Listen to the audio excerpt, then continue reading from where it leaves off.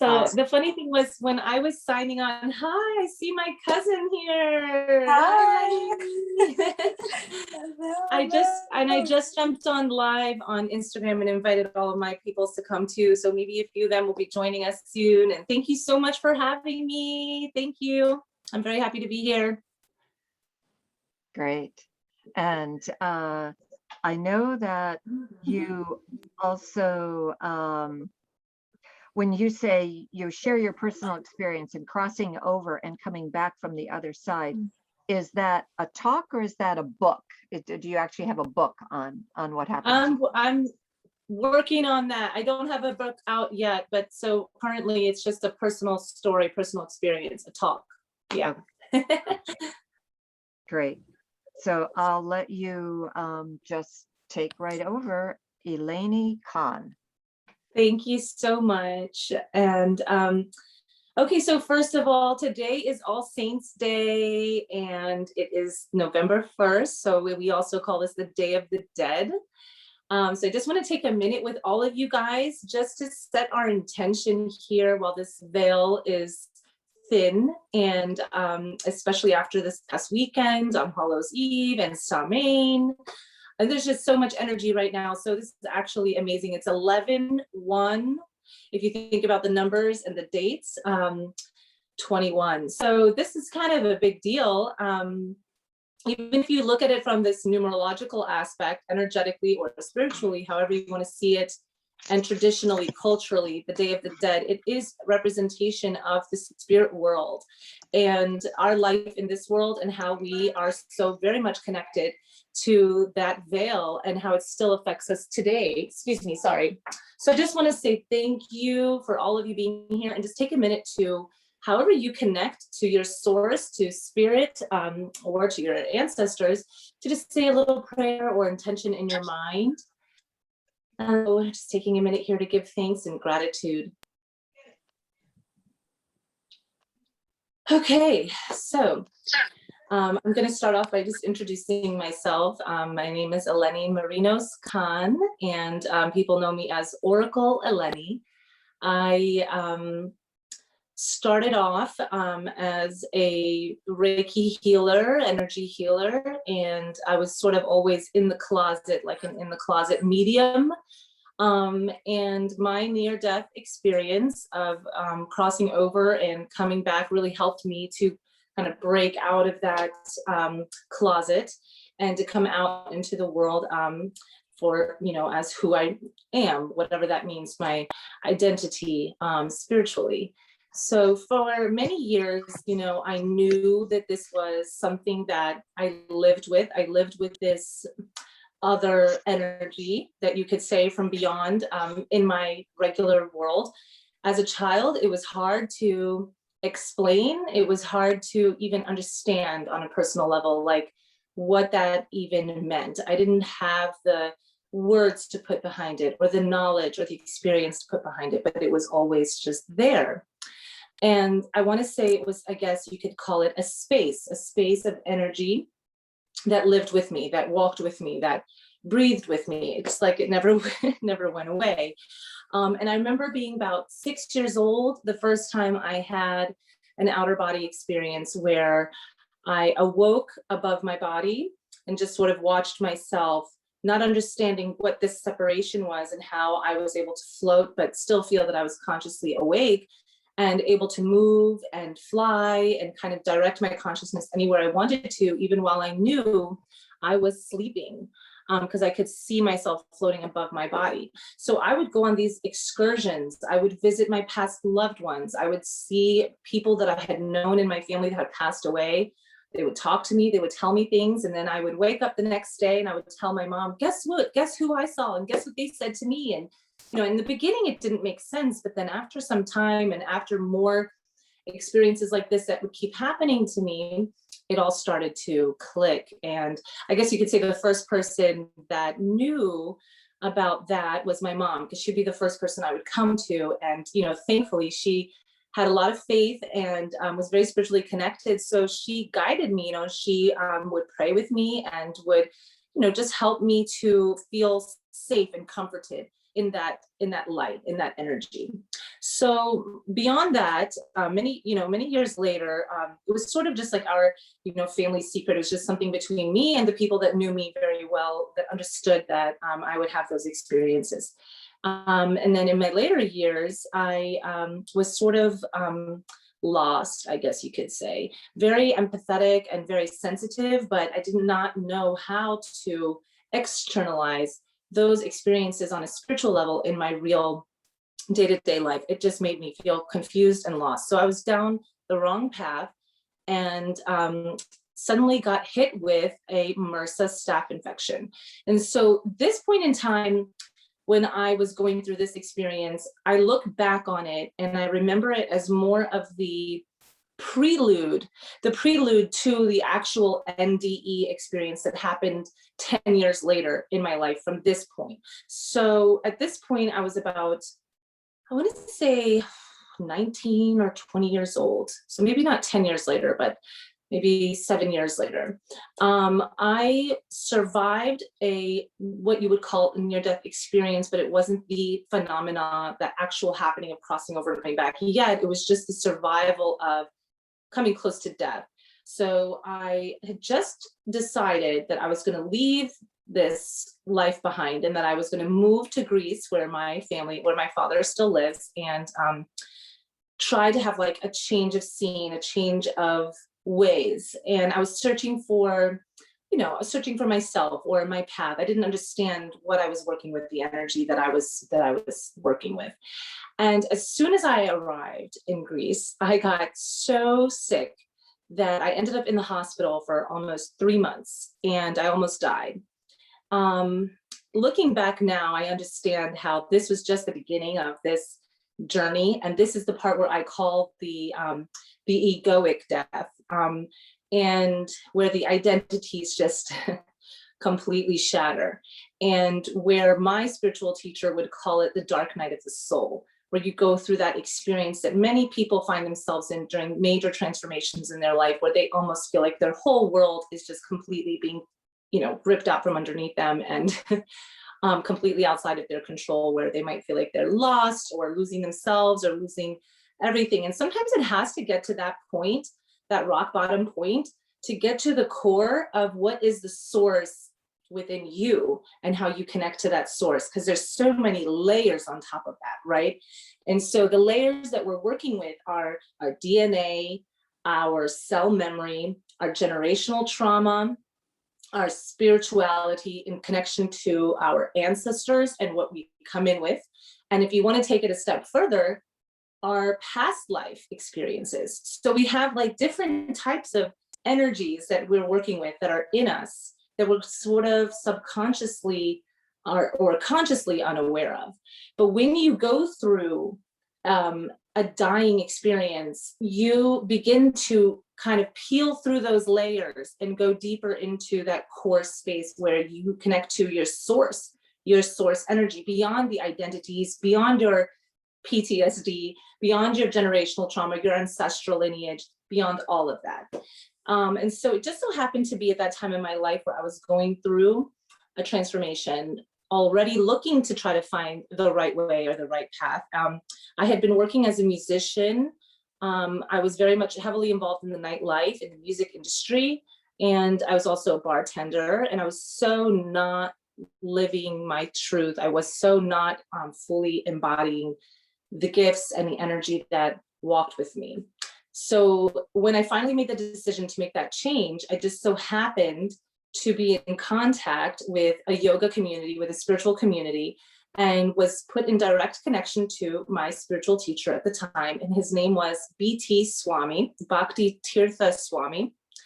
And he wrote a series of books called Spiritual Warrior. So my friend, my close friend and mentor at the time, his name was, in the spiritual community, Agni, Adam Helfer from Amkara World, if you ever want to check him out, or B.T. Swami. This community was based in Bhakti Yoga.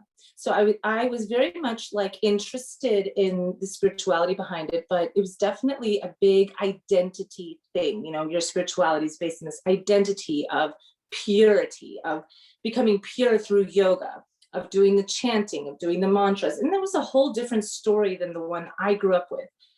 So it was interesting. I wasn't really ready to fully try, something new. But at the same time, I knew that I needed some kind of a shift inside of me. So before I made the decision to completely walk away from my life as I knew it at the time and to move to Greece, I had, and the main thing that sort of like prompted me to want to do that was I was walking home from the bar after work one night and I got physically attacked by a predator, by somebody who turned out to be like an ex-military person who was like 6'2" and like huge and was definitely under the influence and tried to attack me, tried to rape me. And somehow or another, I fought my way out of this situation.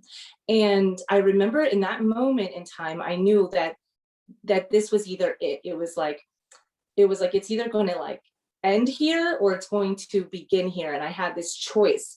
And I remember this guy was on top of me trying to pin me down, and I had a wine key in my hand. And see, these are the things nobody wants to talk about, like the horrible things that happened to us that actually put us directly on the path that we're supposed to be on. So this was the catalyst, the turning point that ended up creating the path that led to where I am now, in which put me through the process of my near-death experience. So I'm going to take it from this point, and it's an ugly story, but it's true. And when we take ownership of those things, then we can grieve through it and heal through it and become the full embodiment that we're meant to be. So there's no shame in sharing that story. So I'm just saying that as a side note, because I want to empower women out there who've been through similar things, to not hide those things, because those are the things that once we take ownership of it, help to transform us, right? So long story short, I had a corkscrew in my hand as a weapon to try to protect myself from this guy, because I had just gotten out of work from the bar. So I just quickly took it out of my purse and put the thing, and I was just jabbing him. And I remember thinking in that moment, and I saw his neck here above me, and I'm like, I could just, if I swung 2 inches higher than his shoulder, I could end it now. I could end him. I could end this whole thing, and I could stop this person from trying to harm me. But something told me not to do it and to hold back, and that help was coming. A voice was there, and it just said, just keep him off of you. Just hold back. Help is coming. So the next thing I know, the police arrive and they arrested him. And I was taken to the police station, and they asked me if I wanted to press charges. And I said, no, I don't want to press charges, because I don't want to have to think about it. I don't want to have to talk about it. I was still in pain. I had like 2 fingers broken. I had bruises and cuts all over my body from rolling around on the ground. And I had to go to the hospital, and I just wanted to get out of the police station. But they said to me, well, we just want you to know, even if you don't press charges, it turns out this person was a rapist on the loose for 7 years, and he had AIDS. Thank God I did not puncture that artery. I did not go for the neck. I did not try to get back at him, even though I had the power to do that, for what he was doing to me, and that I had compassion in that moment. And it wasn't that I was afraid to, per se, pull the trigger. Something stopped me. And it was considered, I think, when I look back inside of me, compassion. Something did not want to fully get back at this person for what he was doing to me. And thank God I didn't, because he had AIDS. So thank God I didn't end up in a worse situation than, as bad as I thought that was, it could have been worse. So when that hit me, I'm like, wow, okay, well, first of all, I was like, I just need to get the hell out of here, right? I'm moving to Greece. I'm going as far away as I can from this whole place. And that's how you kind of feel when you're going through a traumatic experience. Sometimes you just want to run away from your trauma, from your place of where this thing happened or took place. So right before I left, I got a staph infection. It was just a little bump on my leg. And long story short, when they opened it up to drain the infection, I guess maybe the wound healed, it quickly closed and it didn't fully drain. And I always look back at this metaphor, because so often we want to just hurry up and get to the healing part. We want to hurry up and get to the part where we can just feel better, that we don't let the wound completely drain of the poison, the infection, or whatever you want to call it, that inflicted the wound in the first place, right? We usually just want to like cover it up, shove it under the rug, and just move on so we can get back to feeling good. But sometimes healing doesn't feel good. Sometimes transformation is transformative for a reason, because we're going through the pain and through the grieving fully to get to the other side. And if we don't do it completely, fully, then we have to keep going back to the last place we left off. So in that experience, I get to Greece. Within 1 week of being there, I got into the ocean and it got reinfected. And now it's like 3 times the size, and then it's getting bigger and bigger. It's like the size of a football by the end of the day that I come back from the beach. So I begged my dad, I said, just, you have to take me to the hospital. And he's one of those really old school mentalities, like, are you sure we can't just find an herb that can heal this? And then maybe you could just take some Tylenol and we'll fly you back to America where you'll get the best, the best type of treatment possible for whatever this thing was. And I'm like, no, we need to go to the emergency room. We need to go now. So I get, quickly taken to the emergency room into the hospital in a city called Patras in Greece, in Peloponneso. Peloponneso is the southern mainland of Greece. And in the hospital, the first thing they did was just take an X-Acto knife and cut right into my leg. And I remember thinking, like, what? In America, they give you pain meds, they give you Novocaine, they do something to numb you. And they said, listen, if we don't get this thing open and get this stuff out, we're going to have to amputate your leg. They were like really clear with me, like, do you want to lose your leg, or do you want to deal with the pain of just us cutting straight into it? They're like, it's going to hurt just as much to stick a needle, because at this point my leg was so big, you could have even touched it like all the way up at the top, and it would have hurt just as bad as it was right near where the wound was. And so it turned out it was MRSA staph, and it was traveling quickly. So whatever antibiotics I had been given in America for staph infection did not work. So they tried to give me new medicine there. They tried to cut open the wound and drain it. And for some reason, it just wasn't healing. So here I am now, like a month in. Every single day I'm there, they're cutting back into the same spot. No pain meds, no Novocaine, nothing. The antibiotics that they were giving me weren't working. And so every single day they had to manually take their hands and go down from the top of my leg and then up from the bottom of my leg and physically drain this wound. And I remember just watching it, and I'm going to get gross here, because honestly, life is a natural disaster. So, it's life. They were literally draining pus out of this wound for every single day for like a month, and it would just come out like water out of a faucet. And so I remember asking them, like, are you going to have to cut my leg off, or am I going to survive this? Am I going to live? And they would say, we just don't know. We just don't know. It keeps coming. It just keeps coming. We would hope by now that it would stop draining, but it just didn't stop. So now we're going on to 2 months while I'm there. And not to mention, before I left, back to my friend Agni and the spiritual community in Bhakti Yoga community, with the teacher who I had just briefly come into contact with before I moved, BT Swami, I was given all of his books. So he wrote a series of books called Spiritual Warrior and many more. And I showed up in Greece with a suitcase full of like 20 pounds of books. At that time, you could kind of like, you can get through with a lot of weight in your luggage. There wasn't like a weight limit. So I think my suitcase is probably like 100 pounds. And I don't think I ever would have stopped to read those books and ever would have gone through the process of transformation to take the actual time to sit with myself had I not been stuck in the hospital for as long as I was. So while I was there, going through this excruciatingly painful experience, I was also very scared because I didn't have direct contact with my comfort zone with my family. I was reading those books and started learning more about the Vedas and just ancient Eastern philosophies, and about where healing comes from and how it's in this tradition and in many traditions, besides this tradition, it comes from your spirituality. It doesn't just come on a physical level.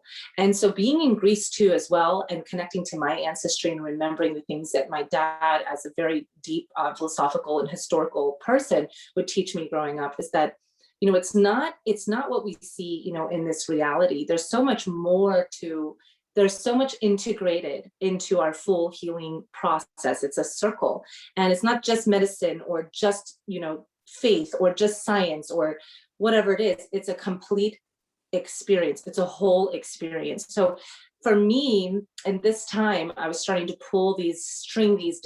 weave these different strings together to understand how that related to me in that moment of survival. And so I'm reading these books, I'm praying, I'm writing, I'm just trying to stay afloat. And then I find out that my stepmother at the time had been telling a whole different story to my father, and that finally 2 months in, I'm healed, but I'm stuck and I can't leave. And someone has signed the paperwork in the original putting me into the hospital, claiming responsibility for me from being outside of the country. And they wouldn't release me because this person would not sign the paperwork for me to be released. And this person was saying things like, you know, she can't stay here because we think she's has AIDS or something, because she knew about the story that happened to me before I came. And this person is very small mind from a very small village, uneducated, you know, someone who, you know, started a family at 15 years old, someone who didn't have an education. And these things still happen in different parts of the world. So I felt like I was in a third world country dealing with people who, it was like, I knew Greek, but there was major language barrier. So I was like, why can't I leave? I've been here for 2 months and I should be better now. I should be able to leave, but they wouldn't release me for these reasons. And the voice inside of me, I guess you could say the voice of instinct. At that point, I felt like it was just my instinct. I didn't understand yet that that voice of spirit was getting louder and louder as a medium going through this near death experience. It told me to go down the hall and to ask the receptionist to contact my father because I needed to tell him what was going on. And I hadn't been able to reach him. And all of a sudden, you know, this lady stopped coming to see me. My money was gone. Turns out she stole all my money I came with from America and said she used it to help me while I was in the hospital, but she only came twice. It was the most craziest thing. It was like as if I was in the Twilight Zone or in a movie or something. I couldn't believe the reality that was actually taking place. And I went down the hall and I could hear the receptionist was on the phone. And I'm like, there's something shrillingly familiar about this voice. And I'm listening and it was her voice. And I could hear her telling the receptionist, I can't sign the paper. I can't let her come back here. You have to send her straight to America from the hospital. She was trying to completely X me out of this world and take advantage of this situation. And so the next thing you know, I found a way to get in touch with my dad. He shows up there. He's like, I had no idea this was going on. I'm like, dude, come on. He's really old school. I'm just going to say it like that. He didn't have like a normal working cell phone. You have to have a card in it. Anyways. So long story short, I finally get out of the hospital. I'm finally released. I'm finally healed. And I did not want to stay in his house with this person who did this stuff to me while I was there. But I knew I came to Greece for a reason, to get onto my spiritual path, to find myself. So I didn't want to let this obstacle stop me from doing what I came there to do. And I felt even more deeply connected to my path after being in there for 2 months. It felt like a lifetime. It felt like I was in jail because the whole time I had been reading all of his material and learning, you know, a lot of deeper concepts that really helped me to realize that sometimes you have to go through the dark in order to get to the light on the other side. And that sometimes from these bad experiences, something really good might come out of it. And I was like, well, where's the good? Where's the light? You know, I'm waiting for it and it's not back there. I can't go back. I got to go forward. So I said, you know what? I'm not going to stay here. I'm just going to go stay in the village house because that belonged to the family and she had no connection to that space. And she's no longer a part of our, she's no longer married to my dad. So it's okay. And long story short, I convinced my dad that I would be okay if I stayed up in that village house high up in the mountains. It has an outdoor bathroom, no hot running water, no heat or anything like that. I had to use a wood oven stove. I had to go outside to use the bathroom in the middle of the night if I needed to go in one door, out one door and in another. I mean, in order to shower, you have to turn on this switch that heats up the water, the heating tank. And typically, you know, in Europe, they have these, the heating tank should work for up to 20 minutes, but this thing was old and outdated and it lasted for only 1 minute. So in the dead of the winter, you know, I would turn the water on and I would have it on for 2 seconds just to get wet. And then I would turn it off and then I would soapy up and then I would turn it back on to rinse off and I'd be done. And I would have to like set up the house so that it was insulated in a way that I would keep all the heat in one room. And my dad taught me how to cut my own wood. He has like a whole mountainside there that is family land. So he can just live off this land and I'll come up here to check on you once a month and bring you things that you need. And basically I sat in solitude for extremely long periods of time and did nothing but connect to the source and read my, you know, my Vedic, Sanskrit, you know, his philosophical, theological stories and try to contemplate on the meaning behind that yoga and how it connected to my life. And then, you know, I went in further with it and I did a little bit more studying on my ancestry and my heritage. And, you know, I grew up Orthodox, which is a very, you know, spiritual, I guess you could say, mystical side of Christianity. Eastern Orthodoxy connected me and to the yoga. It just all for some reason was like a pot stewing that needed me there in that place and time in order to have the experience that I had, the awakening experience that I had. But that was even just the beginning of it. So at that time, in those long periods of solitude and all of that time I had by myself to just be with myself and my healing process and to just connect with the land, I started getting deeply in touch with my gifts and with my communication between this world and that world. And where it used to be an instinct or an intuition, it then became a clear voice, a very clear voice in my mind.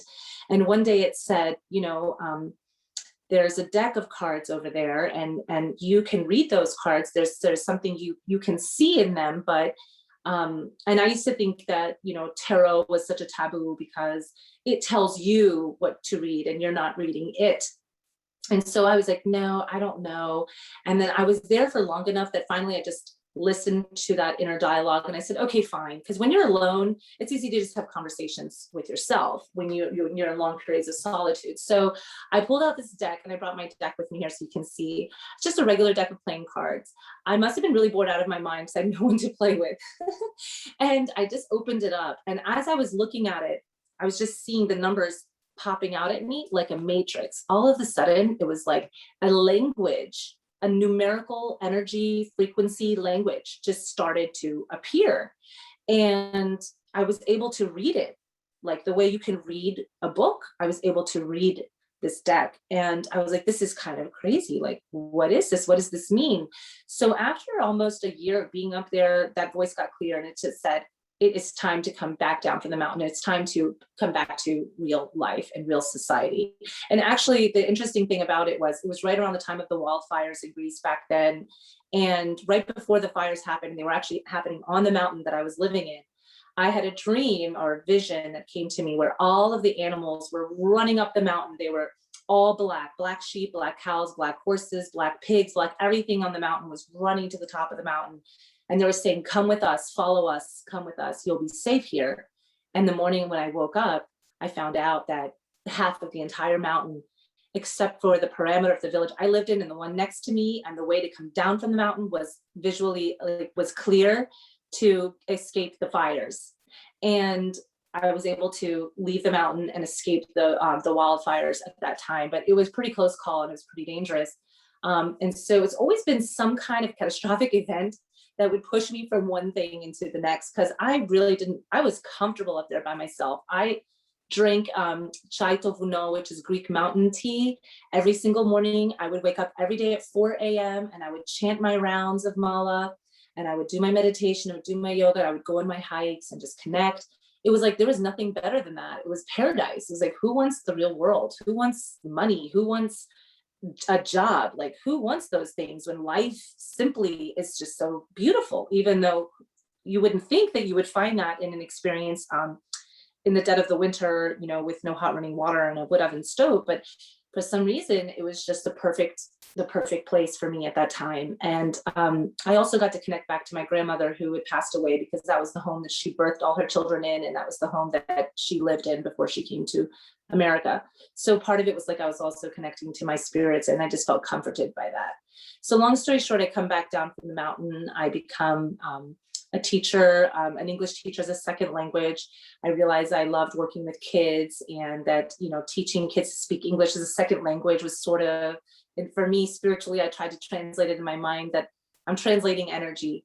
So, because I felt like I was an energy translator. So I said, okay, well, I can just conform and I can be an English teacher as a second language and work with kids. And it worked out great, but then the economy failed and it was time to leave my long journey in Greece. And so I was kind of sad coming back, but I immediately got an opportunity to work with special needs kids. And in that experience, it was like helping special needs kids also, again, even deeper, on a deeper level, felt like I was translating energy, because of the way that I was able to read their energy and see things and feel spirit and hear spirit. It was like they were able to tell me things telepathically that they were nonverbal and otherwise unable to say. So I did that for many years until the voice got louder, and it was just like, this isn't going to be enough, because I kept hitting walls. I kept not being able to explain to people how I was able to make these breakthroughs with these kids, and not be able to prove that scientifically or prove that behaviorally or psychologically as to why is this method working, but it worked for me, but not for the person who's above me, this consultant or this doctor. It was like, how can you just explain that spiritually, that this healing is real and this energy is real, and it's just as real as speaking a language out loud as it is to connect with spirit. For me, it was normal, but it was so hard to explain that as to why was this giving me the results and how could other people find those results. And so it wasn't a fair game, I guess you could say. And it was very hard to continue on that linear way of looking at behavioral therapy and working with special needs coming from this complete outside perspective. So I didn't know what to do at that time, because I was pregnant with my second child, and I was working while pregnant. Plus I had a 6-month-old baby already, and I would bring her to work with me, and I was still able to have great experiences and positive breakthroughs with all the kids that I was working with as a therapist. But something had to give, and I knew it was coming, but I didn't know how it was going to come. And one day my water broke really early, and I was only 25 weeks pregnant. And this is when the real, I want to say, like the real NDE, that actual crossing over and coming back, actually happened. And I was in labor, and they were telling me, the doctor was standing over me, and they were explaining to me, look, the chances of him surviving, the chances of you surviving are very, like, of him, sorry, not me, at that, we'll get to that point next. The chances of him surviving are very slim to none. This is basically like a late term miscarriage, and it's very unlikely for him to survive. If he does, there's maybe a 10% chance that he does survive. And then they said there's a 90% chance that if he does survive, he's going to have all these disabilities. And then maybe he'll have cerebral palsy, maybe he'll be brain damaged, maybe he won't be able to breathe. We don't even know. So at that moment, I'm like, wait a minute.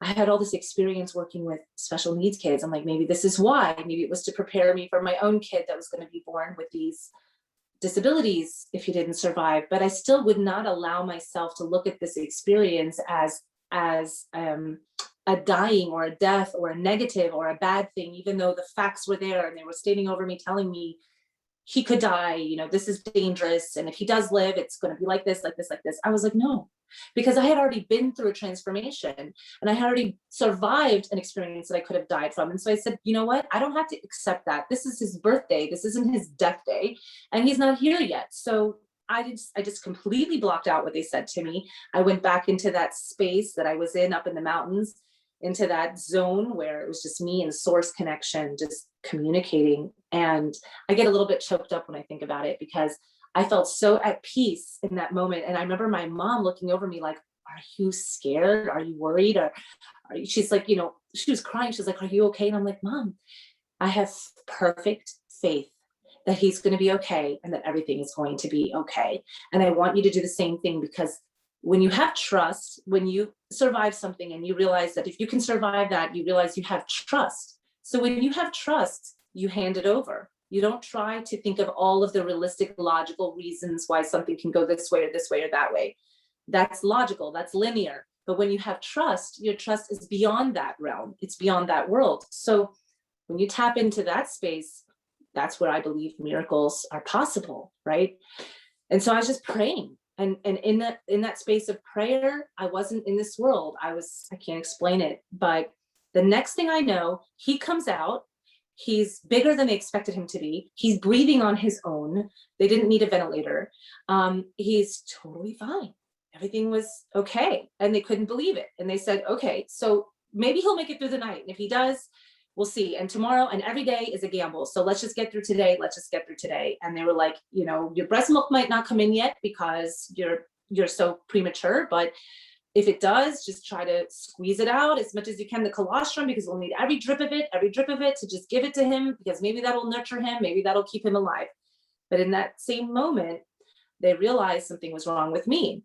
My placenta wouldn't detach because it was so premature that your placenta isn't ready to detach from the uterus, if I'm using the right terminology. And the next thing you know, I'm hemorrhaging and I'm losing pints and pints of blood. And they're rushing me into an emergency surgery where either they're going to take out my uterus, like a hysterectomy, or where I might not survive. Because in that moment, as they're rushing me back, I remember, just like I did when I was a 6-year-old, that same thing. I was floating above my body, lying in the bed.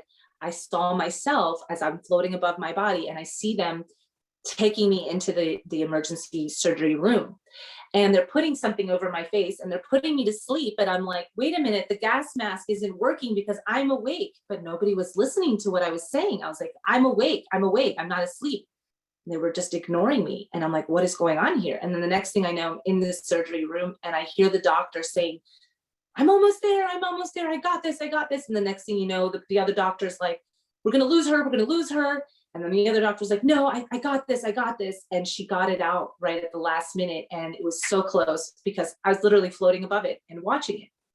But that wasn't even it yet. That was just like me starting to come out of my body. That was just the outer body part, And then I'm thinking back on when I remember being in that space when I was younger, and then back on when I was in Greece and trying to survive in the hospital, thinking even that was just like the egoic death. That wasn't even the physical death.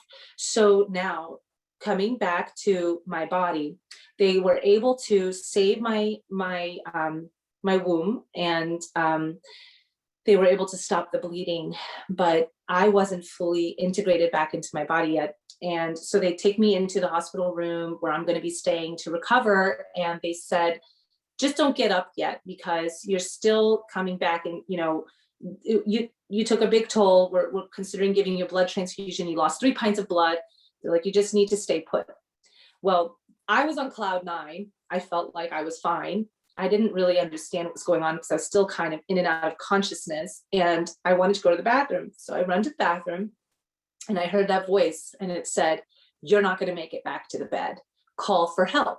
So I called for help from the bathroom. And at the time, my ex, who was at the time my husband, was in the room, and he's like, okay, I'm coming. And he came. But before I even made it to the bed, the next thing you know, my body went into a convulsion. And I think it's what you would medically call like a hypoglycemic shock from losing too much blood. But the way I express it is that I had my near-death experience where I literally remember completely leaving my body. But the last thing I remember physically was that my hands just kind of shriveled up, and I started having like what looked like a seizure. And then I dropped to the floor, like complete dead weight, and dropped to the floor. And then I was just out. And in that outness, in that darkness, I was shown a few different things. And so all those things people say about seeing the light or having like a euphoric experience, it's like those words can't even describe it. It's like a whole nother energy realm. And I'm already in that world. I had already gone through what I went through. I have already been aware of my gifts and believed in things, but it was almost like I was a skeptic because here I was actually happening, and I couldn't really believe that it was happening. I'm like, oh no, I'm just dreaming. I'm just dreaming. It's like that doubt that we have, it blocks spirit from communicating with us directly, because it's telling us things directly, and we have so much doubt. And even me, with all that evidence and all that prior past experience, I still was doubting it. But so anyways, here I am, and I'm seeing this light, and it's such a peaceful feeling, and it's such a beautiful thing. It's beyond anything I had ever tapped into at the hospital or even in the mountain. It was beyond this physical experience. And I see someone, and I know I recognize this person, and I felt the familiarity of warmth and family and connection in this space.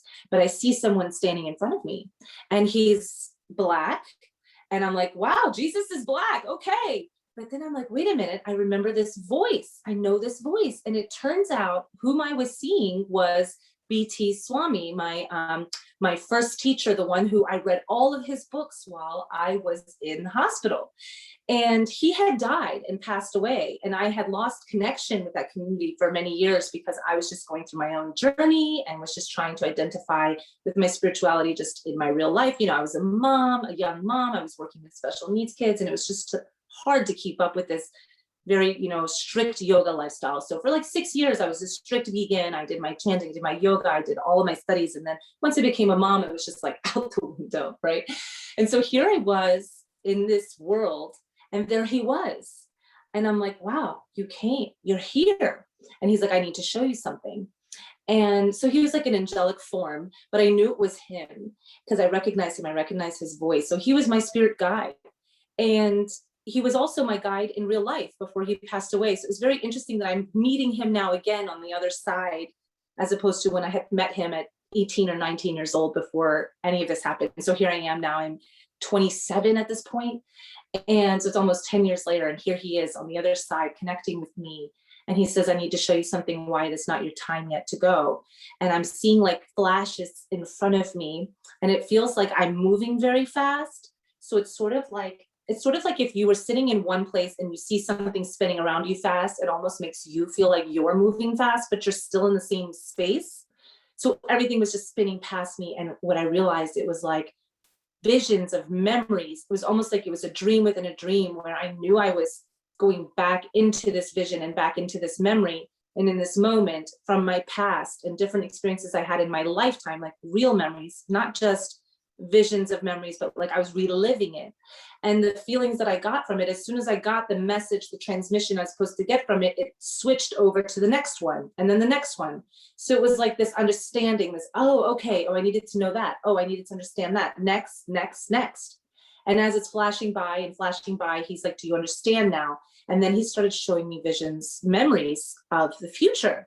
And he started showing me things I was going to do and things I was going to see. And it didn't all make sense, though. I was like, this doesn't make sense. But it was as if, even though logically it didn't make sense, I had an aha moment.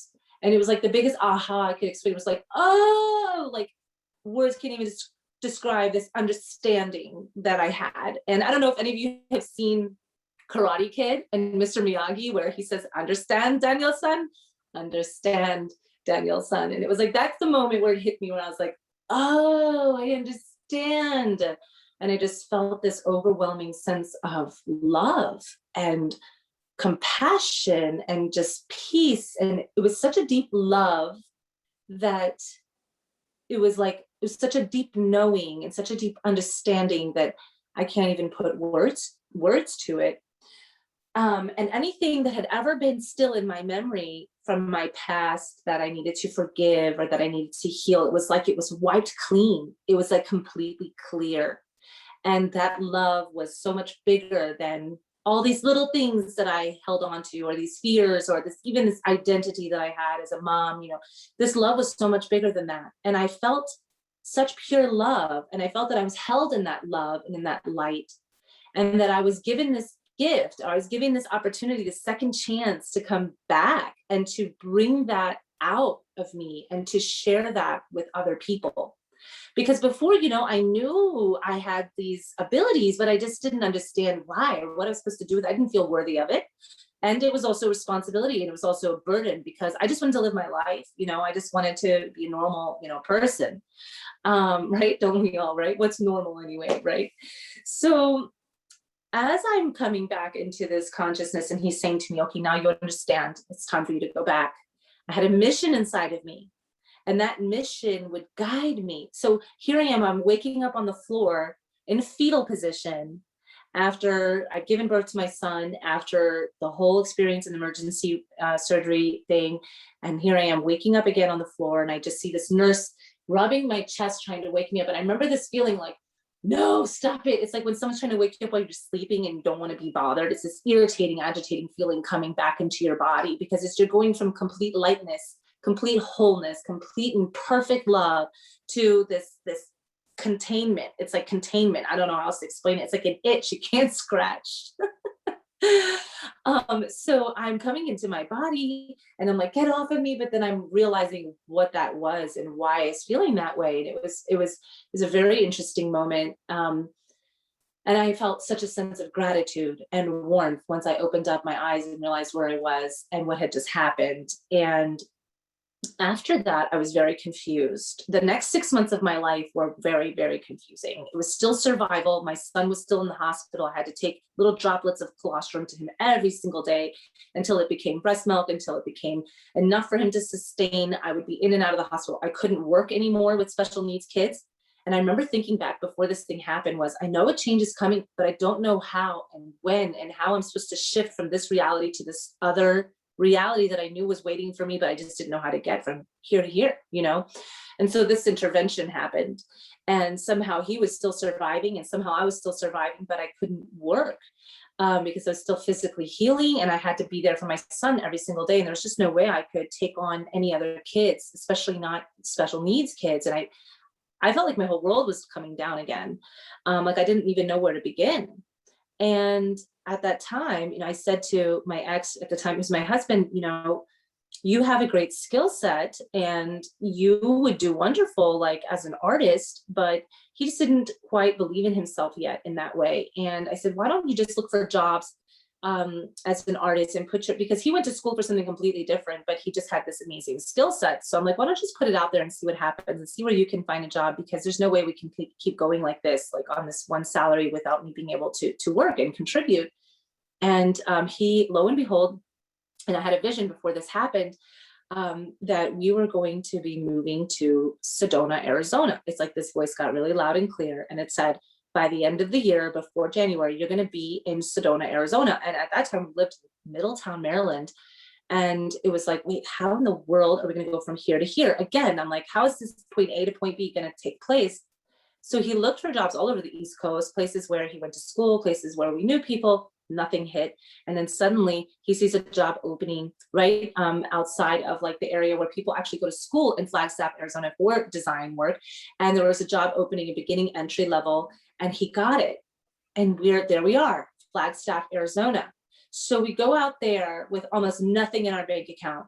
Like it was like our family thought we were crazy with 2 babies. And then I found out I was pregnant with 1 more, and which were like, wow, this is a miracle, because after what happened with the second child who almost didn't survive, we didn't think that I was going to be able to have more. And so anyways, I'm guessing very fertile. And it was a blessing that I was able to have her after everything that happened with him. And this pregnancy was a completely different experience than the other. So we get to Flagstaff, and he's like, you're going to really need to figure out how we're going to move forward with your income and with your job. And he's like, maybe you can find special needs kids and get back to doing what you're good at. And I was like, I just didn't think I could do it. I was like, I have a third on the way. There's no way I can take on more kids right now. And I was just praying for an answer. And here we are, like, 45 minutes away from Sedona, Arizona. And we're up in the mountains in Flagstaff. And it just dawned on me one day, like, everybody goes to Sedona for spirituality and all these things. And I've had this whole part of my life being this way, but I haven't put myself out in the public as this person. What would happen if I went there and I got a job and started offering healing sessions or readings for people, and started offering this gift that I've been holding in, after all of these experiences, just for my own healing and my own personal journey. It was like something was forcing me to take that, from the inside and turn it inside out, right?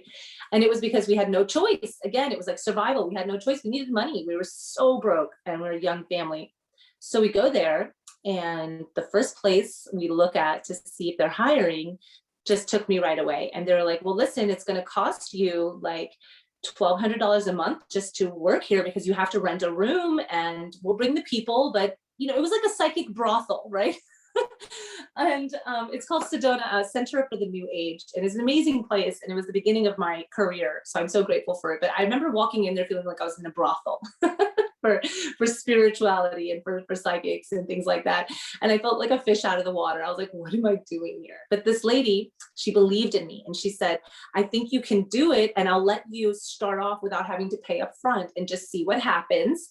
And then if you make the rent, you do. If you don't, no harm done. Just give it 1 month, give it a try, see what happens. And I'm thinking, like, that's how much our rent is. It's even more than that. How can I take on another rent? I'm supposed to be gaining income to help my family, not putting more of a commitment and more of a problem on our family at that time. But something said, just try it, just go for it, right? And so I was supposed to start in 1 week, and I'm like 4 or 5 months pregnant at the time. And I remember that morning, the day I started, my first day I started, I got a random phone call, and I'm like, who is calling me at 6 a.m.? And I answer the phone, and this guy's on the phone, and he's like, are you ready for your first day of work? And I'm like, what? Yeah, I think so. And he's like, well, we're going to be waiting for you in the office, so just hurry up and get down here. And I realized he had the wrong number. So he didn't actually mean to call me, but it was so crazy because it was my first day. And it was like the universe was saying, do not, because I was still doubting myself. I was still second guessing if I was meant to do this, if I should put myself out there. I was still doubting myself. And the universe was like, do not even question this. Just, you have to do this. So after I got off the phone, I was like, you wouldn't believe, I was telling Matt at the time, like, you would not believe I just got a phone call from this guy telling me it was my first day of work and I needed to get my butt up and get into the office. So I go down to Sedona, and let me tell you what happened. Like, within 1 week, I made my rent. I could not believe it. And then within like a couple of months, I was scouted to be on a TV show. The next thing you know, I have cameras following me around. I'm asked to be part of a filming for a TV show. Then the next thing you know, I'm going on tour. My career is taking off. I have people all over the world, people all over the country calling me for readings, coming to see me, talking about me, sharing their experiences with people in their hometowns where they come from, and then flying me out there, to go to their hometown, to over hundreds of people showing up, like, at different times. Like, I would do up to 20, sometimes up to, I remember one day I did up to 30 readings, 30 people in one day. And it was just crazy how everything was happening. Meanwhile, my third is being born, and this experience was completely different than what had happened with my son. And I thought to myself, like, how would I have ever even known this was possible had that never happened, right? And so then from then on, it was just like the path was set. I knew, okay, this is who I am. This is what I'm supposed to do as a psychic medium or as a spiritual healer. And I need to stop holding back. I need to stop doubting myself. I need to take ownership of these bad things that happened that set me on this beautiful path and these blessings that came in. And I can't tell you now, like, how much and how grateful I am that all of those things happen, even in the darkest places, even in the scariest places, that I realize now that, like, when we take ownership of our grieving, then we're able to heal. When we take ownership of even the ugliest parts of ourselves, even the broken parts of ourselves, we're still even more worthy of love and healing and support when we're imperfect, when we're broken, and when we're vulnerable than we are when we think we have it all figured out, than when we think we know what we're doing and we think we have it all planned out. It's like, so many times people come to me for sessions, and they want to connect to their loved ones, and the most amazing things will happen, and the messages that will come through that bring healing, that bring peace. And the best part about it is, like, being able to share that feeling that I had of being given a second chance to still be here in this life and to still relay that gift to other people, is that other people can experience that healing, even if they haven't had a near-death experience, if they've lost a loved one, or they're grieving, or they've overcome a sickness, or are going through something transformational, that I can help them to understand how to translate that spiritually in a way that they can see how we are always worthy of divine love and support, no matter where you come from, no matter what you're going through, no matter how broken you feel that you are, you're even more worthy in those moments. And the way that I see energy around people, it's like, sometimes what spirit shows me is such a strong light around certain people. And I'm like, why is their light shining so bright? And it's not because, no, these are people who, once I look into it more and I look into my deck, or I get the chance to have a reading with someone and I see all this light around this individual, it's like, actually that person feels so broken and they don't know how much their guidance, and they might be going through something in the moment where they're saying one thing on the outside, but I'm like, but spiritually though, I see so much light around. So it's interesting how people in these dark moments where they're not seeing the light is even stronger around them, because their guides and their spirits and their ancestors are trying so hard to push that support through, to give them that warmth. And they just think they're undeserving or unworthy of it because their world seems dark at the moment, right?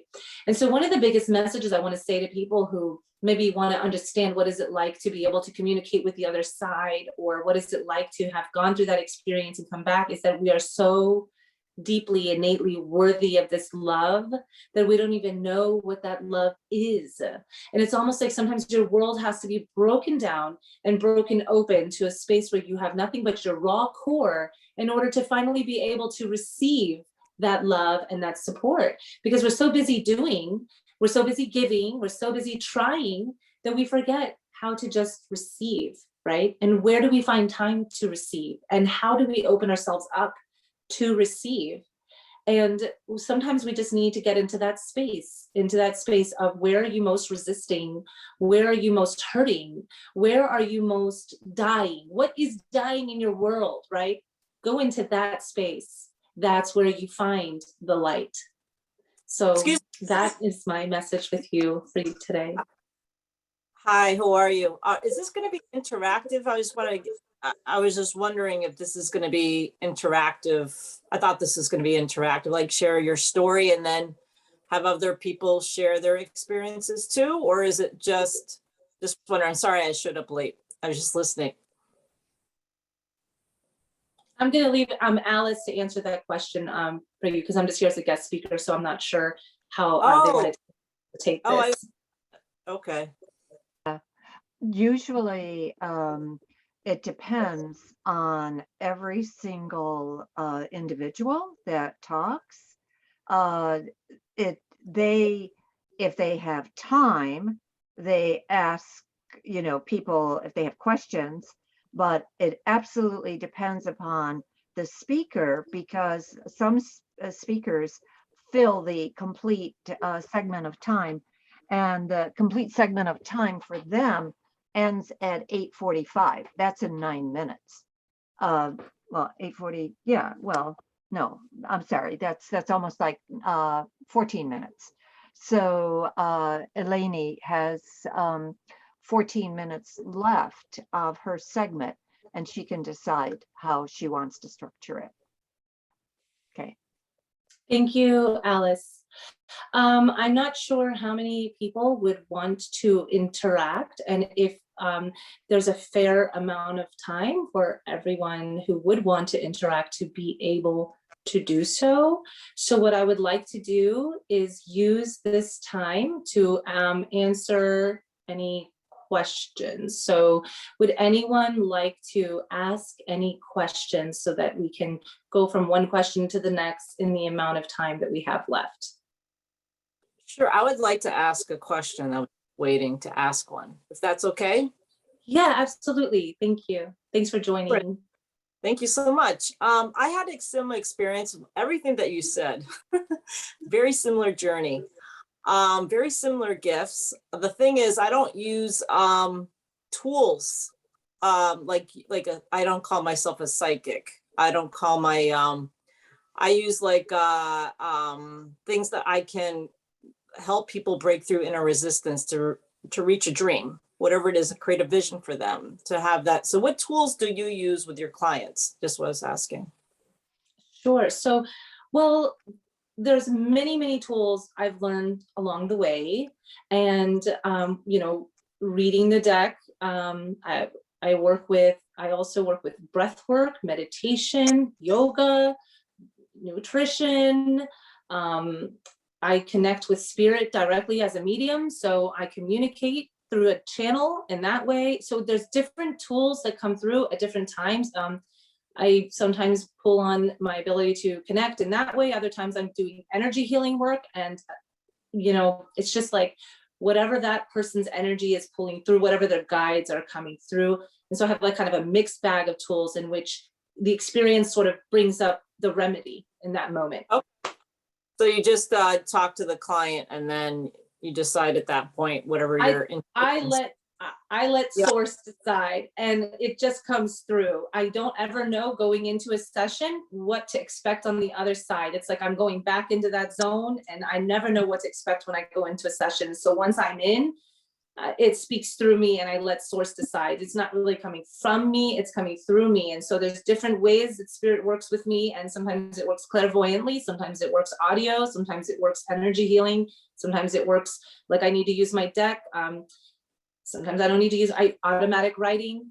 Automatic writing is a very powerful tool that might help you to bring more clarity through your messages, you know. So it just totally depends on, you know, what you feel most comfortable working with, and taking the time to do your spiritual practice so that you can refine your practice and use your practice in your work.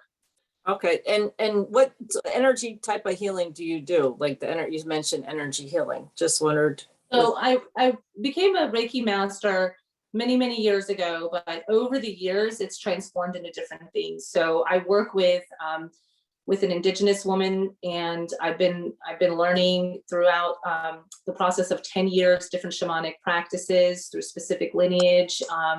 You know, I'm not just like making up prayers in my mind. I'm pulling on things specifically from my ancestry, as well as things I'm learning from bona fide spiritual, I guess you can call them medicine, you know, witch doctors, medicine practitioners. And I've also incorporated a lot of what I do from all of the years of the Vedic practices, that in the experience I had in learning about the Vedas and ancient, I guess you can say medicinal Vedic set, like I want to say it's Eastern. There's also very similar concepts in Chinese medicine, Eastern healing.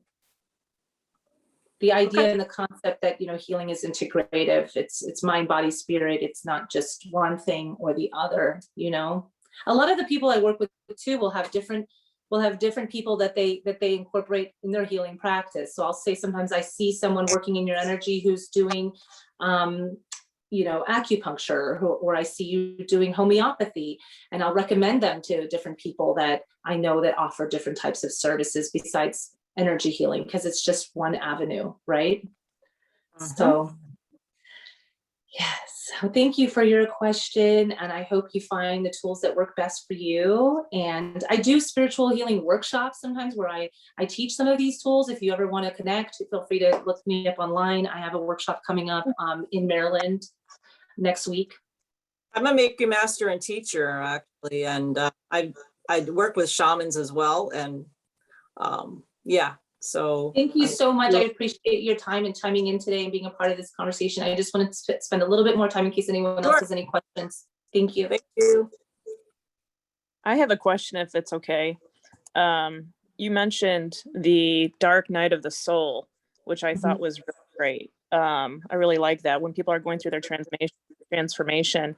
Are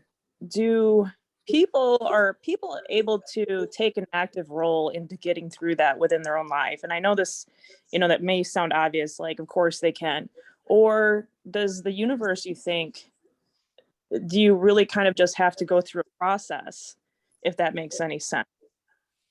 So like being able to kind of take control of the situation, if you know you're going through it, and then how do you get through it, and what kind of like support can you get during it? So that's such a good question, because it's coming from the natural tendency to want to control the circumstances, right? Right. And so when we're going through it, it's so hard because you don't know where you're gonna land on the other side. And so the purpose of this is to increase your faith in the energy realm, and your internal connection, your dialogue within, and the way you connect to source within, where your true light is, right? So when everything's dark on the outside, you can get in touch with the light on the inside. And sometimes we can't see that inner light, and we can't hear our inner voice because it's drowned by all of the noise and all the darkness and the illusion of this reality, right? And so sometimes this reality, we don't realize what a new illusion it is until the lights are off. Once the lights are off, it's like, oh shit, it's fucking black. I can't see shit. Sorry guys. No, sorry. no, that's perfect. That's great. And so then you have no choice but to turn on your inner lights, right? And that's how your inner lights work. They work best in the dark. So you won't even know what that inner voice is completely and what those inner lights are completely until you fully embrace the darkness, right? And that's how we increase our faith, and that's how we increase our strength to our connection to source within. That's how we find inner compassion and inner love, because we seek it so bad in those moments, right? Mm-hmm. And when you have that true desire, it activates your dialogue, your inner dialogue. That's when you really start communicating with the universe. That's when it really starts listening to you, and when you're really open and prepared to listen, because you have nothing else to hold on to, you know? Mm-hmm. So it's actually a beautiful place to be, but it's very scary, and sometimes it feels like you're not grounded. So it is important to have sources, like the previous, I'm sorry I didn't get her name, but the previous person that was just talking about how important it is to have tools to use. These are the times where we learn what our tools are in those dark moments. You know, when I was going through my dark night of the soul, I learned a lot about breath work, because that breathing connection was something that really helped me to come back to my home source within. And that's where I embraced meditation. You know, I always used to think I can't meditate because I'm ADD, but it turns out I was a great meditator because I needed it so much. It's the people who need it the most that end up realizing how good it is for them, that end up becoming masters at what they do because they use it so much for themselves, for their own spiritual practice. You know what I mean? So this is the school, like my teacher, BT Swami, would say that life is a school of love. It's a school of love. And sometimes it's tough love, you know? It's not easy. You know, we didn't come here to live. We all knew coming here, we were all going to die, right? So we're all suffering. We're all suffering. And when we embrace our suffering and vulnerability, and we understand we need that spiritual support, then we can cry out for love, because obstacles and hard times are a cry for love. Really, that's what it comes down to. It's just like when we're born and we're babies and we're crying, the most important thing a baby needs besides milk and all that stuff and nutrients is love, right? And so when you're going through the dark night of a soul, it's like you're a baby again, you're being reborn again, and you're crying for love, right? So any way you receive that love and you receive that support is what is meant to be for you at this time. And it's supposed to help increase your trust and your faith. And coming out of it on the other side, those things that you always believed internally that you didn't listen to because of self-doubt and all that crazy noise becomes more of a reality, where your inside is then able to be revealed on the outside. And so the purpose of the dark night of the soul is to turn it inside out, right? That is beautiful. That's so beautiful. Thank you May so I much. add something? Yes, please. Yes.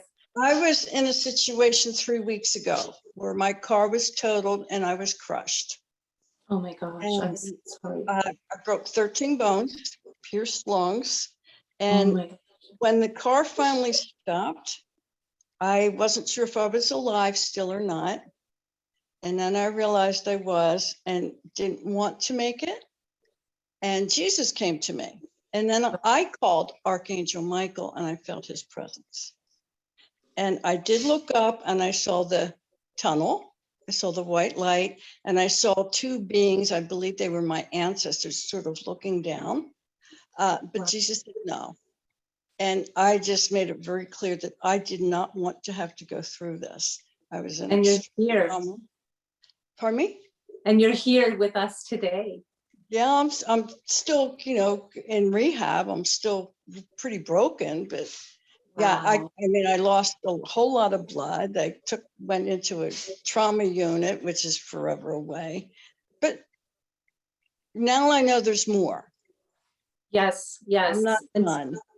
And to add to what you're saying about how you saw Christ and that light and that energy, and the way that I interpret that universally, is that I guess what we can look at everybody having a spiritual message for us, whether we believe in it in terms of a faith or religion or spirituality or not. And one of the most important messages that Christ brings is that life is a sacrifice for love, because he suffered, right? So it's an example that like the dying and the suffering is the sacrifice we make for unconditional love. Well, I actually needed a big brother at the time. And he was just that, the gentle voice, just helped me get past the panic, you know, just feeling trapped. It was a long time before they found me. And also my tool was the awareness of Archangel Michael. That's beautiful. Anyone goes through anything like that, you can call on the archangels or any other beings. And your ancestors, Yeah, a big part of what I do is ancestral healing. And I realized that, you know, beyond the bigger faith pictures and I call them the more famous guides that most people know to call on, are our ancestors, and they're alive in our bones and our blood. And my grandmother was there. My grandmother was there. She's with me all the time. They're on a direct dial to us, an immediate direct dial. Yeah, my whole family sees her all the time. She's with us. So thank you so much for being here today. I'm grateful for your guides and your ancestors that kept you alive. Yeah. You have more love to live. So yes, you're right. You're not done yet. You have more love to live and give and share and be. Thank you for bringing that here today. The moment I adamantly did not want to go through it. Yeah, I know what that feels like. Well, here I am. It's much easier to be there than it is to be here. And I'll tell you, a lot of people who I connect to who want to speak to their past loved ones will say things like, so, you know, what do they have to say for me or for what's going on in my life right now? And the funniest thing is the biggest part about it that I realize is like, they're here for us. They're not here for them. A lot of times they're just here for us. And the stuff that we're still holding on to, the stuff that we haven't forgiven yet, the stuff we haven't let go of yet, we're tying them to us until we heal those things, until we forgive those things, and then until we come into the light within ourselves and in our life. They're there, they're bound to continue to help guide us to the light in this life, in this world that we're in. And especially when we cross, they're there too. They're both there in spirit and they're both here in the material world as well. And their goal is to help bring us to the light. And the things, a lot of people still have grudges, you know, with people who've passed on, because a lot of us have trauma in our generational and our ancestral family tree.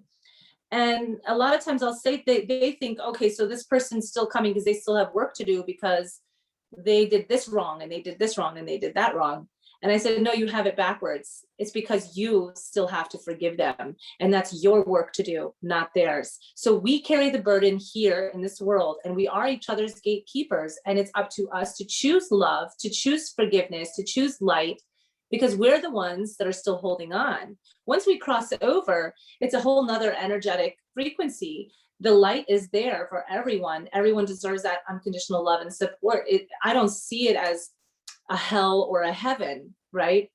And this is a whole nother conversation that people may have controversial beliefs around, but this is just the way I interpret it. So wrong or right, it's this world that is the hell. It is this suffering that is the hell, that we don't let go, that we don't forgive, that we don't heal because we don't want to feel the pain. And the only way to heal and to forgive is to go through that pain.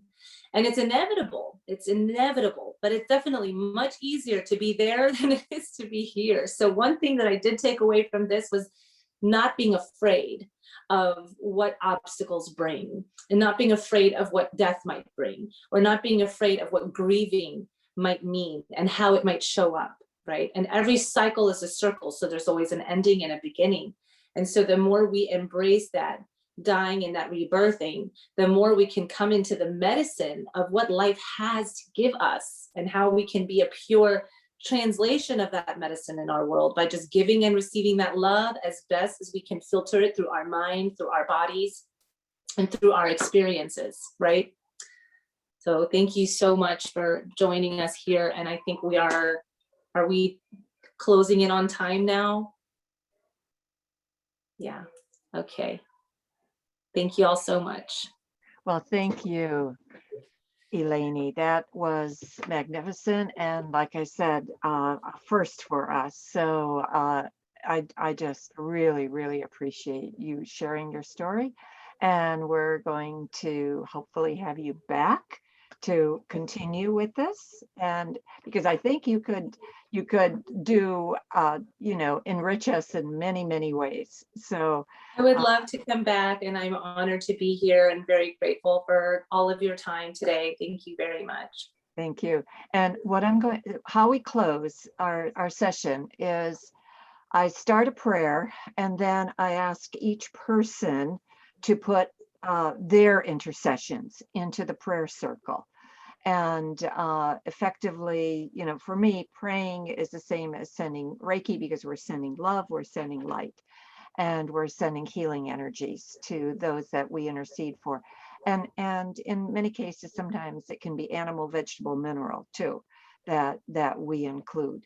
So to make it easier on me, what I would like to do is I'm going to ask the people on the screen first.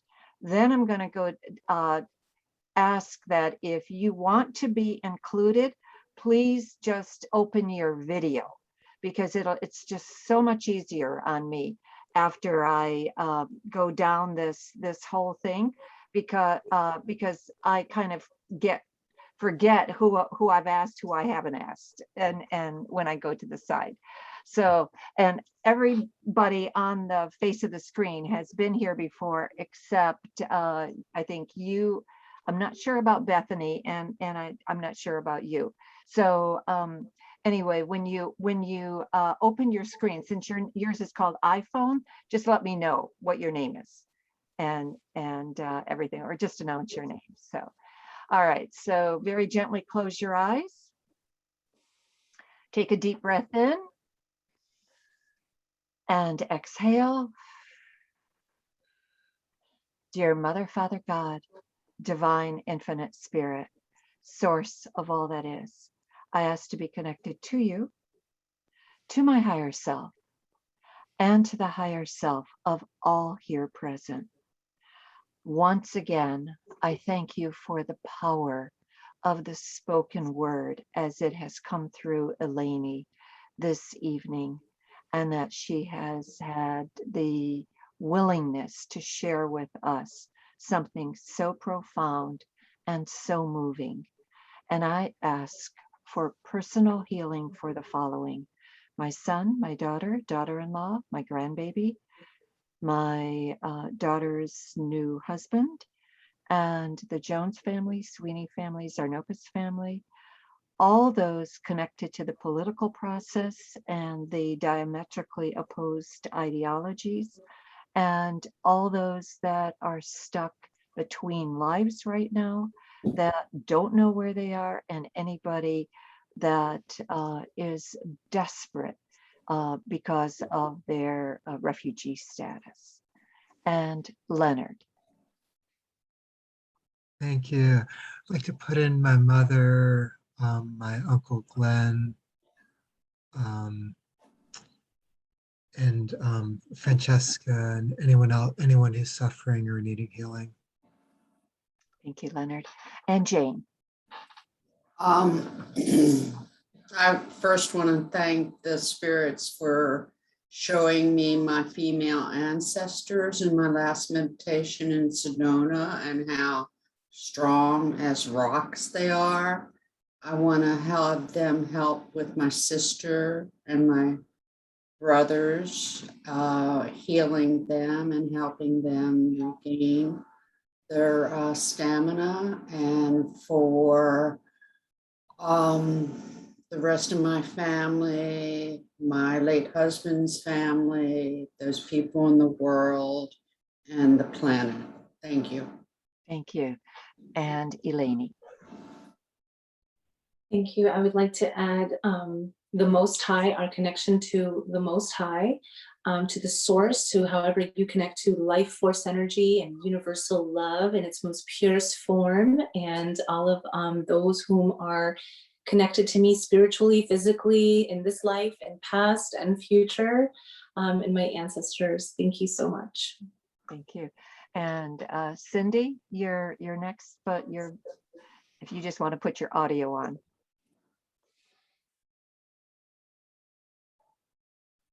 Maybe not. Okay, Bethany. Just to put your audio on. Thank you. I'd like to ask for prayers for my family, for myself, for America, and for my friend Will, who's got cancer, and also for my friend Tori, who has, she's not sure what she has, but she's not feeling well at all. So thank you. Thank you. And you're next, and I don't know your name because you just have iPhone on your ID. Yes. Sorry about that. Yeah, my name is Jen. Jen, welcome. Thank you. First of all, I want to thank you again for coming. This has been truly fantastic.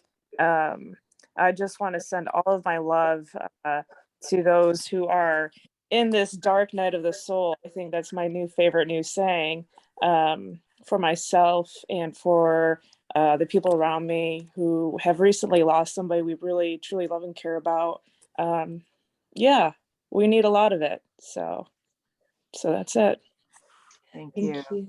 Thank you. Barb. I would like to put myself and my family, but most of all, the people who are here in rehab with me, some of who have recently lost limbs. The energy here is very chaotic. There are some staff who are very cheerful, some who are very bitter and burned out. I think the COVID created a shortage, and some people take it out on the patients, yet some people are wonderful. I hope, I pray that those who are helping understand that they're helping and get something out of that. Amen. Thank you, Barb. Thank you. And like I said, it always takes my breath away every time I see you on the screen. Thank you. Thank you for being here. Christine. And I second that. I'm always so happy when I see you, Barb. Eleni, thank you so much. This was truly amazing. You are such a gift. And I would like to ask for healing for my dad, for Esther's mom, for Barb, for Alice, for myself, for my grandmother, Mama John, Sam, everyone here tonight, anyone else that needs it, the political process, and Gaia. Thank you. Thank you. And Afsani.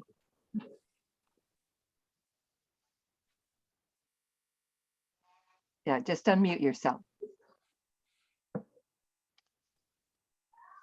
No, unmute yourself. We can't hear you. There. Oh, now we lost you.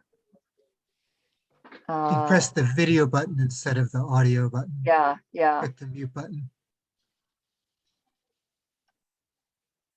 Ask to unmute. Huh. Maybe she didn't mean to be included. Maybe she meant to have her video off. Hello, Okay. I'm here. Can you hear me? Yes. Oh, there you yes. are. Yes. Go ahead. Great. I want to pray for my son, my husband, myself, my sister, and everyone here, and Mother Earth. Thank you. Thank you. And I'm going to go down the list now, and hopefully I won't duplicate anybody. Basil. Okay. Hi, Basil. Okay. It's okay. He's shy. Okay. Let's see. I think we've got. Thank you for joining, Basil. And I think we've got, let's see, Christine, Leonard, Jane, Mary Claire. Mary Claire is in. if you just want to unmute yourself. Hello. Hi there. Hi. I've been thinking about my sister who passed away 2 years ago, and I think that I'd like to put her into the middle, and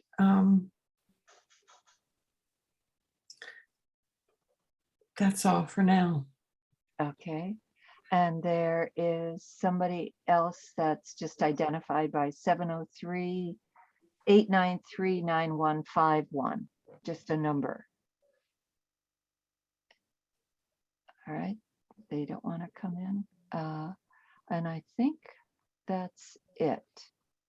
I think we've got everybody else, unless there's somebody else that's out there that I didn't call. No? Okay. All right.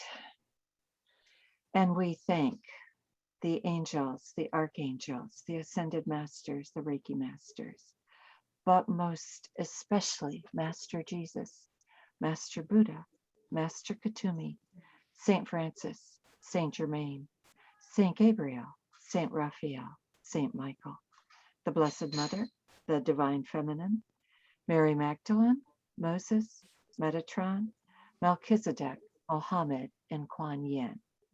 We ask that we be cleared, centered, aligned, balanced, and grounded, and that whatever comes in for each of us and for those that we've interceded for comes in for our highest good.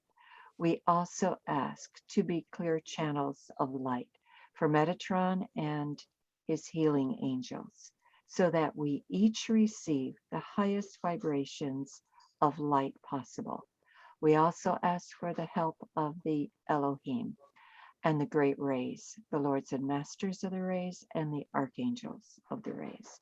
We ask all of this in the name of Jesus the Christ and in the name of I am. Amen. Namaste. Namaste. You. Amen. Thank you so much.